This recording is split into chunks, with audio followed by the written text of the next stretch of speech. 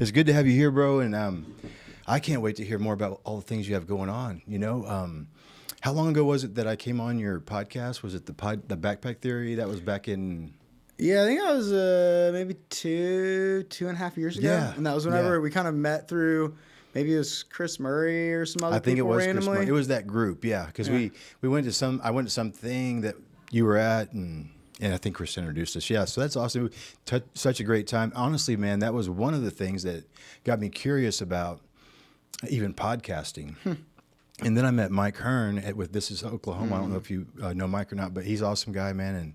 And I was on his podcast as well. And I was like, man, I really feel like this might be something that's beneficial for students here and families and, the community. So thanks for your inspiration. Appreciate it, man. Yeah, of course. I've had Mike on the podcast before, and I love what he does. He told me, which I think you and I were talking about before we came on the podcast, it's all about getting the reps in. Yeah. Like, the more you get the reps in, like, the more natural it becomes, the more you kind of find your voice, My first thing, whenever I first started podcasting, I would talk like so fast, and I've watched some of your stuff so far. It's really, really good, and I love what you guys are doing with integrating the students into it, and investing in the future to give them an opportunity. Yeah, man, we're excited. We're even excited to the point where, at the end of, at a certain point when they've come along to a certain point, we really hope to be able to conceptualize a podcast for them, and they have a studio right here to do it in, so why not? So anyway, thanks, man. I appreciate you saying that. It's been so much fun, just the people we've gotten to connect to, and even see these kids be inspired by, face to face here in the room. So really cool. And man, so thanks again for giving us a little bit of inspiration. But what do you guys, so you got a book out right now. I know we're going to get to that. There's so much stuff we want to get to, but really quickly, man, we always like to ask people just a real quick sketch of what it looked like for you growing up. So you grew up here in Oklahoma, right? I'm an Okie, so technically. I'm from Hopewell, Virginia originally. Okay. My dad moved here when we were really, really young. I think I was 8 or 9. Okay. And we were part of a homeschool community, and there was a very large homeschool community here in Oklahoma. Yeah. And so my dad had a distribution company on the East Coast, and ended up selling that and wanted to go into ministry full time. Yeah. And so we ended up moving to Oklahoma, and so I grew up here. I was homeschooled all the way up until my junior year in high school. Ended up going to Oklahoma Christian High School and graduated from there. That's awesome, man. Very cool. Yeah. So you said Hopewell, Virginia. I lived in Smithfield, Virginia for a little bit growing up. After my father passed, my biological father, we moved to Virginia. But so anyway, I lived right across on the other side of the bridge of the Newport News area. So anyway, it was kind of I loved Virginia back then. Do you ever miss it? Do you ever go back to that area, or have no need to, or? We go back every once in a while, I miss the trees. Yeah.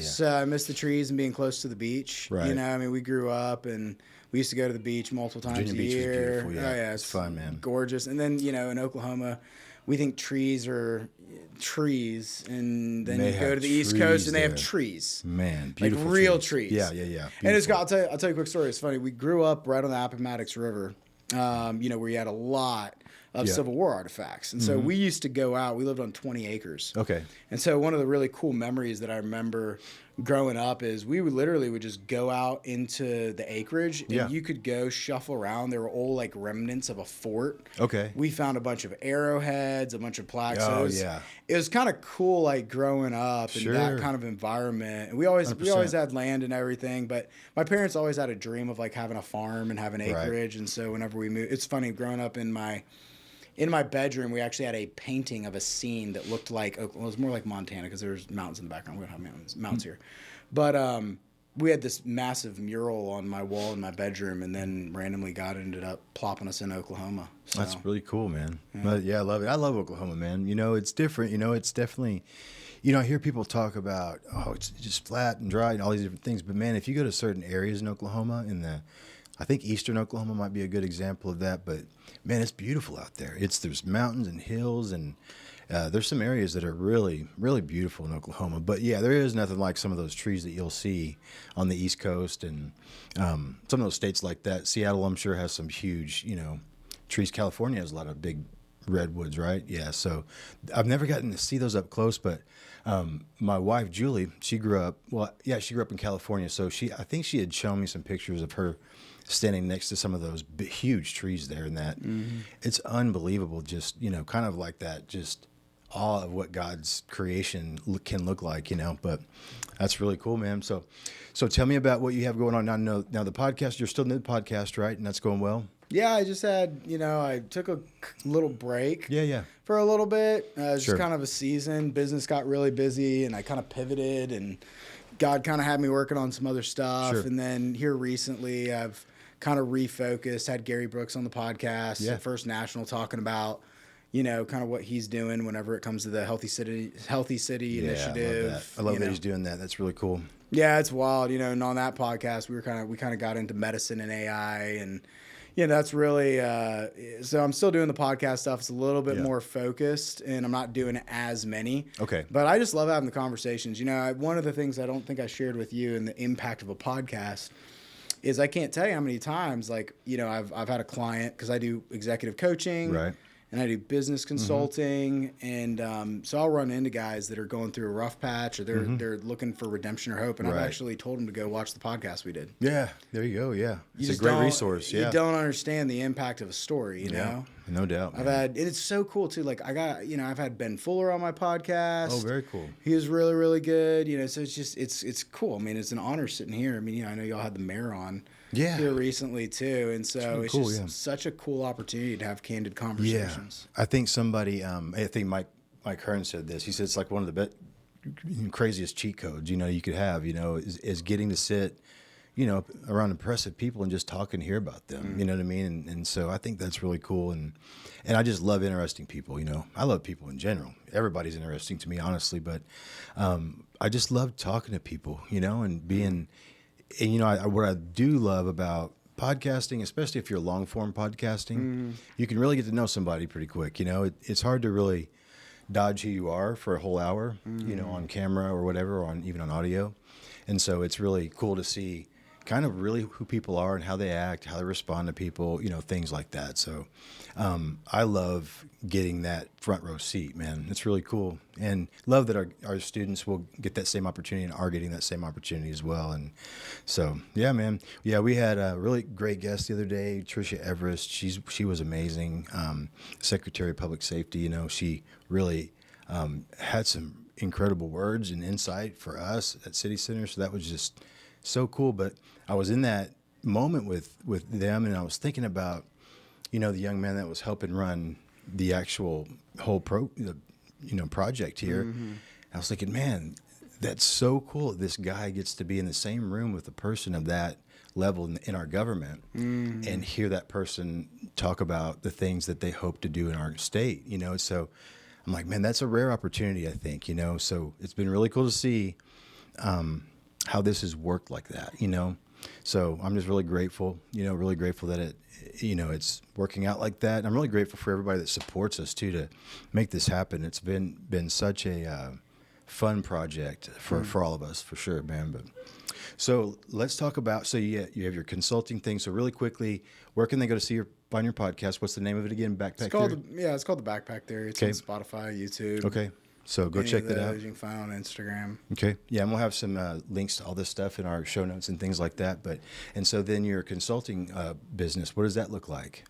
Yeah, so I started a consulting company 2.5 years ago now. I've been in business for a long time. I run a couple different companies. I've worked for large companies, small companies, and I really felt like 2.5 years ago, I've always had this idea of having a consulting firm to go in and do organizational development, leadership development, coaching, and that's really morphed into what I'm doing today, which we'll talk about, but it's called Solving Why. Okay, yeah. So the structure is, which is a little bit different for consultants. We don't operate from a set framework. We go in and we ask questions from our clients and then develop custom-made frameworks based off of what their specific needs are. Okay. So it's a very long-term vision. It's very, very laborious. Okay. It's a lot of work because it would be much easier for me to just take every company and put them in a box. But sure.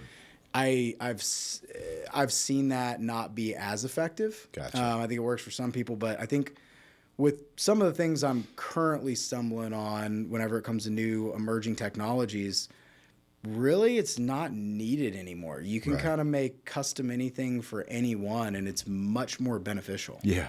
And it's also cool because, makes sense, yeah. You know, and doing the consulting thing is because I get to really share my faith freely. Yeah. And so, you know, I've got a free app anybody can download, by the way. It's called, you go to solvingwhy.com, top right corner. You just click sign up, and you can go create your own productivity profile. We will throw that up. Yeah, we'll throw that up on the screen so everybody can check that out for sure. That's perfect, man. Thank you so much. It's completely free. You can go in, you can create communities, you can track your productivity. It's also cool because I converted it to where you have a faith mode.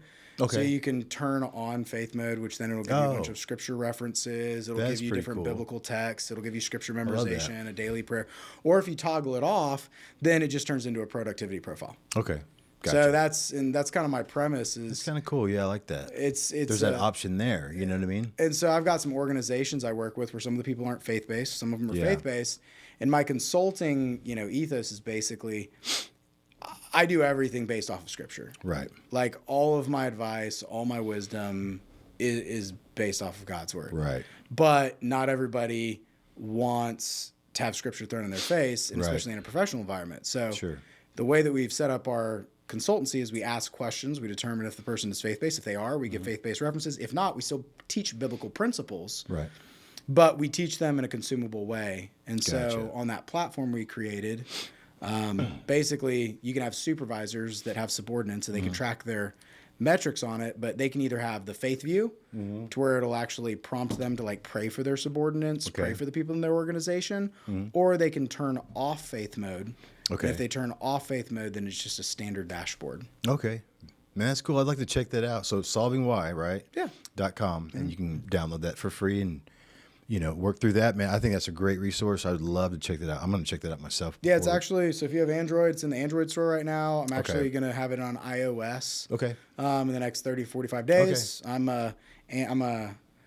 I have both Android and iPhone. Yeah. It's just developing softwares and technologies much easier with Android. Yeah, just because the way that it's set up. Yeah. But yeah, it'll be on iOS. Very cool, man. Too. I love that. All right. So now the book. Yeah. Let's talk about the book because I want to talk about some of these things that you're writing about in the book for a good part of what we're going to be talking about today, and anything you want to talk about as well. So, you know, you're a fellow podcaster, so we're just having a conversation, man. You know what I mean? So, but I'd love to hear more about all the stuff that you're doing right now. So, tell me about the book. What's the name of it?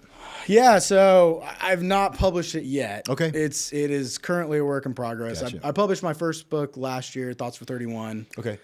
Which everybody should publish a book, by the way. Yeah. Like it's a good idea. The purpose of that book. It's a good exercise. Yeah, the purpose of that book, it's a very short form book to where it's just one chapter per day. You write down your journal prompts, and the goal of it is actually for you to write out a bunch of messages and then give it to somebody. Okay. So it's like practicing writing your own book. Okay.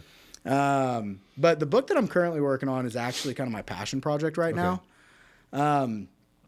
It's called Human Eye, Where Do Humans Fit into the Autonomous Future? Okay. And whenever you look at, with my consulting firm, for instance, over the last year, the area I've really been focusing on, just because I've kind of seen these big red warning symbols going off in society, is that combination of what AI is going to do to our future. Right. And how disruptive it is. And in the fact that we're on a very, very, very tight timeline to where we are either going to allow it to dictate what we do, or we're going to turn it into a tool to where we're going to be able to utilize it to better our lives. And it's a pretty stringent thing. And in the book, the purpose of it is, you know, I've talked to so many boomers, right? Yeah. And they'll be like, they're fun. They'll be like, well, I mean, you know, they'll be like, I mean, AI, it's like whatever. And then they'll go on Facebook and literally share an AI formed video that they think is true, you know? So it's this wild concept. And then you got the younger kids who are basically raised on their phones and all they know is technology. So we have this massive divide with technology that currently needs to be bridged. And that divide's growing and growing and growing, and in economical situations, and I mean, it's just growing. And so whenever you look at my book, kind of the goal of it is to give people a very simple, practical understanding of what AI actually is, how you can use it as a tool, not as something that tells you what to do. Yeah. And then kind of talk through the different generations and how it can benefit each person in the generation. Cool. And ultimately, from a faith-based perspective, if there's a technology that's coming out, we kind of have a responsibility to go and understand it, not to shy away from it and avoid it. That's so good, man. You're right. I think you're right. There's a lot of things that, there's a lot of directions to go with in regard to AI, but I do agree with you. I think that, I hope that we'll see, anybody that has, a desire to make sure they have like a spiritual eye when it comes to things like this that we talk about, because that's always the question, it's always like a spiritual, hey, where is this taking us spiritually? What does this mean spiritually, and things like that. But I just believe that, we have to just be attuned to that. And when we get to that place that there might be a line, I feel like there might be a line that we're going to say we have to cross at some point, or you have to make a decision about our perspective on it. I think I'm not sure what that even means or what that looks like or how far down the road that is. I just have a feeling we will, but until then, we have to like figure out how to direct it in a way that does help us and it does make us more productive and doesn't, for as much as possible at all, harm people. You know what I mean? So there's a lot of that stuff happening. There's a lot of other things happening. I know that people get concerned and scared about, but I think the more scared we are about stuff and the less we're willing to learn about it, it's even more dangerous. You know what I mean? For us. So anyway. If you know where, I think it's, it's okay if there's a snake there as long as you know where its head's at. Yeah, for sure, man. Yeah. And I think people avoid what they don't understand. Yeah. People avoid what they can't comprehend. People, I do org development too, and I work with companies, create efficiencies. And one of the biggest challenges that I see in organizations and individuals today is they avoid conflict at all costs. Oh gosh, I know. They avoid conflict. They avoid the hard conversations because if you have the hard conversation, it forces you to make a decision. Yeah. And whenever I look at things like AI, one of the most beautiful things about it is if it's used correctly, it actually gives you the opportunity to make the most informed decisions you can. Like, I've got friends that now you can do 90% of the work of a doctor and actually empower the doctor through AI. Oh yeah. Like you can do some of the wildest things. And so and it's going to be very interesting, especially whenever it comes to the future generation. And this is really where my focus is. It's like if you're a kid and you were raised and you were told, go to school, become a doctor, go to school, become a lawyer, go to school, become an engineer, like those things. Yeah. In the next 10 years, like whenever it comes to education, they're going to be automated. Yeah. And so it's like where in the world, like the younger generation, if the older generation just avoids it and we just do what we always do, is let's just kick the can down the road and let's avoid it and not have the hard conversations and not actually address it. We're setting the next generation up for failure. Yeah, I agree, man. And like we have a responsibility, especially as believers, to actually get in front of this thing, understand it, and then actually utilize it. Yeah. To the best of our ability, because if not, what is going to happen over the next 10 years? And this is the thing, I've listened to a lot of podcasts, read a lot of books on this. If we don't get ahead of it and we don't actually get our hands on it, the divide, especially whenever it comes to the haves and have-nots, is going to get astronomical. Yeah, I agree, man. I think there's a lot that could happen. There's so many theories out there. It's funny. Yeah, you're so right. But I do think it's wise. I like that you've written this, or you're writing this book that helps us just understand it better, understand how to actually leverage it for, good, for more productivity in our lives, to free us. That whole idea of freeing us up to be able to do the things that we really find most valuable and most important. Yeah.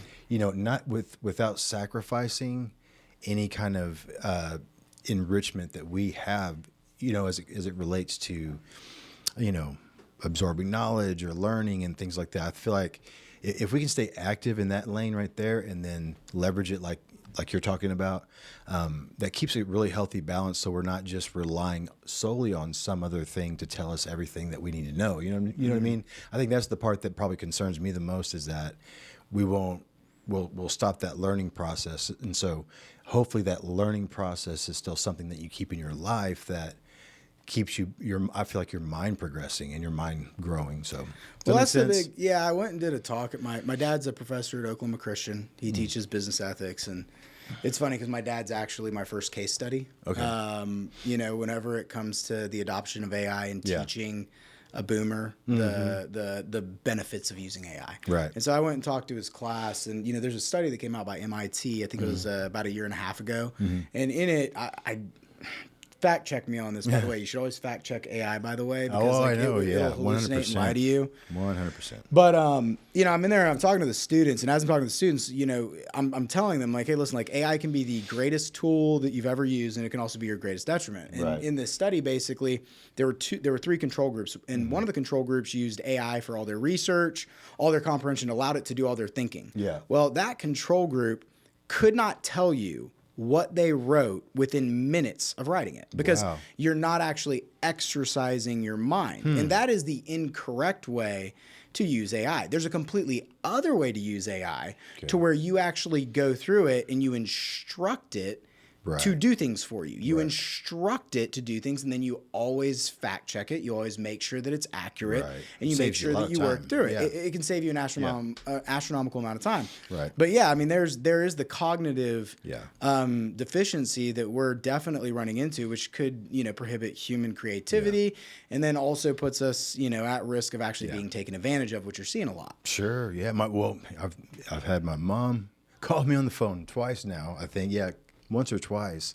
But yeah, she was completely being scammed by an AI bot, voice that sounded so real, to her anyway. Yeah. I mean, she was at the bank getting ready to withdraw money from her bank, I was like, Mom, put the money back in because it was just a really crazy, really wild scam. But yeah, that's what we see a lot of. And I think that's why, so many people are concerned because, even like, the memes and stuff we see, the false information that we see that looks so real, it's so convincing, people are really concerned about that, and so I get that stuff, but, we just have to leverage it in the best way possible to be, the best versions of ourselves that we can possibly be. I believe that for sure. Because I think we always talk about, even in our professional lives, how do we get to the place where we're only doing 2 or 3 things because those are the 2 or 3 things that we just do the absolute best. Mm-hmm. Well, that's kind of the principle we're talking about here. You're freeing yourself up from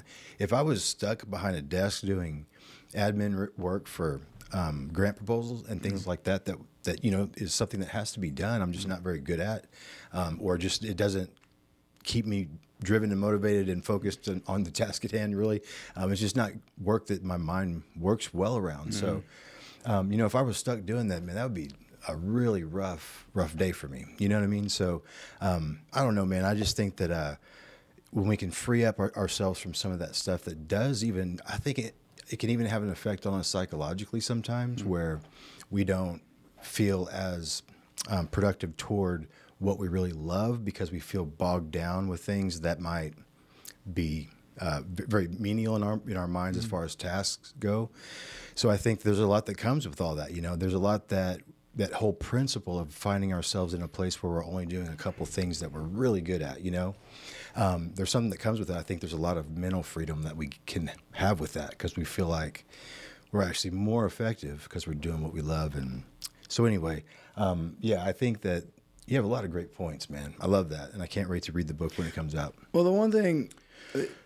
The big thing that, and this goes back to the education part, and we can't avoid it. Yeah. And I can't stress this. I cannot. Yeah, it's coming. Yeah, I cannot stress this enough to people. And I've tried to explain this to people. And, sometimes I feel like a crazy person day in, day out whenever I tell people this thing.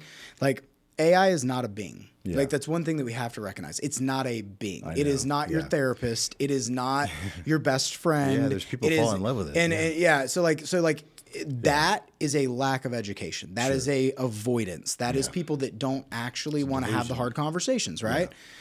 it is a tool. It is a tool, just like for the rest of humanity, we've been given a lot of tools. Tools can be used the incorrect way, but I think the big trap that people have to avoid, especially the younger generation that we're starting to see. I mean, you got kids that are in their 20s and younger that are actually like having these virtual like girlfriends or these virtual boyfriends, like, and that's like a real thing because we're not educating them. We're not actually having the conversation with them.